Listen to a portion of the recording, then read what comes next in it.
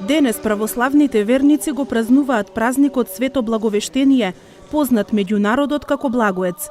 Се смета за тежок празник поради што на овој ден не се работи. Свето Благовештение е Господов и Богородичен празник.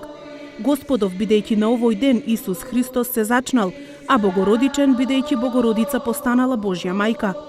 Во соборниот храм Свети Кирил и Методий во Тетово, голем број верници беа дел од литургијата, со која чиноначалствуваше митрополитот Тетовско-Гостиварски господин Јосиф. Многу време требаше да помине, за да се најде толку чиста и целомудрена личност, која од името на целиот човечки род и природа кажа амин на старозаветното пророштво ке пророкот Исаија, кој вели: ете девица ке зачне и ќе роди син и ќе му дадат име Емануил. Затоа денес црквата Христова пее. Денес е почеток на нашето спасение и откривање на вечната тајна.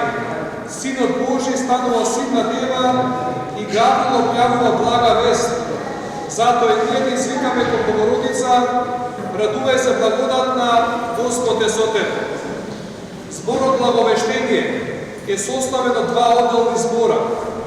Од благо и вештение, што значи во превод добра вест, добро известие или радосна вест.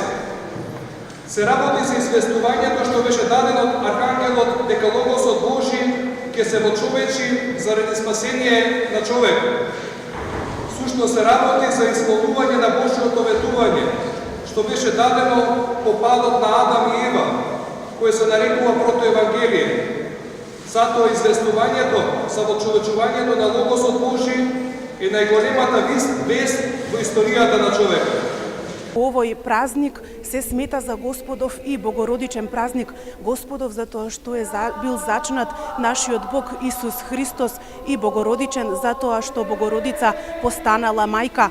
На овој ден се смета дека е празник на мајките, затоа што мајката Богородица е заштитничка на сите кои што станале мајки. Благоец се смета за благ ден и се верува дека и раната не боли, па на малите деца на овој ден им ги дупат ушите за обетки.